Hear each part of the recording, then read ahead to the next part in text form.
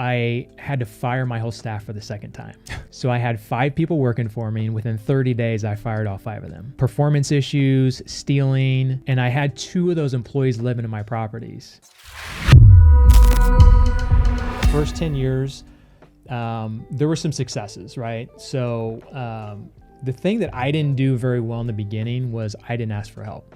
There wasn't social media. I couldn't just post a question. I was very introverted at the time. I'm much more extroverted now. Still an introvert by nature.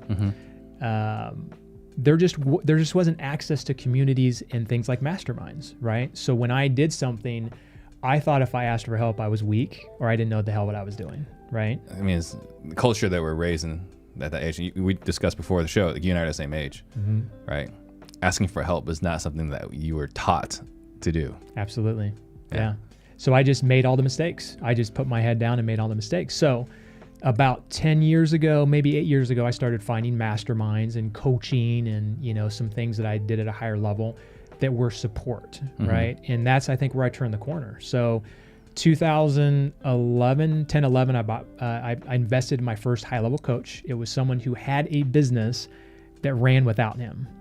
And when I looked at a flipping business, I said, how do you not meet with sellers? How do you not meet with contractors? Property management, same way. How do you have people managing your properties and paying rent? And I thought, man, if I step out of any of these roles, stuff's going to fall apart, right?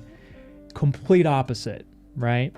So fast forward about 4 years later, that guy didn't necessarily teach me how to do it, but gave me the vision. It's kind of like the 4-minute mile.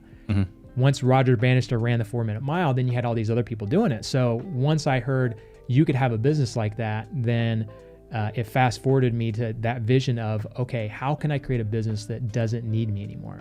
So 3 to 4 years later, I was able to step out of my business and move to San Diego, right? Yeah.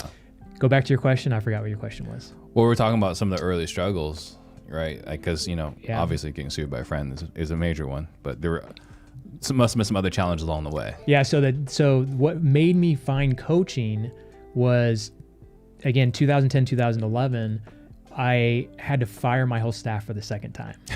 So I had 5 people working for me, and within 30 days, I fired all 5 of them. Performance issues, stealing, and I had 2 of those employees living in my properties. No, 3. I had 3. 2 maintenance guys and my assistant that was stealing from me. That you didn't know were living in your properties? No, I knew that they were. Okay. They needed help, right? And at that time, I didn't hire nearly the high caliber of people I do now. So I hired really cheap. I hired anybody who raised their hand and said, hey, I'm ready to go. Okay, let's go, right? Yeah. So you and I talked about screening people earlier before we started. And that took a huge toll on me. Because think about it. Think if 5 of your staff members left right now. In a world of hurt. How crucial is that? I had to go manage all of my properties. We had dozens of properties at that time. I had to meet, take back doing some of the stuff with the contractors. I had to collect rents, deal with tenants. I had to answer the phone. I mean, I had to do everything. And so while financially I was okay, like mentally, that just takes a huge dump on you because you're like, am I failing? Am I going to continue to stay in business, right? Is this worth it? Is this worth it? Do I need to go get a job? Trust me, you've probably asked yourself that at some point. Yeah, first 8 years of my career, I was like, what am I doing to myself? Yeah, exactly.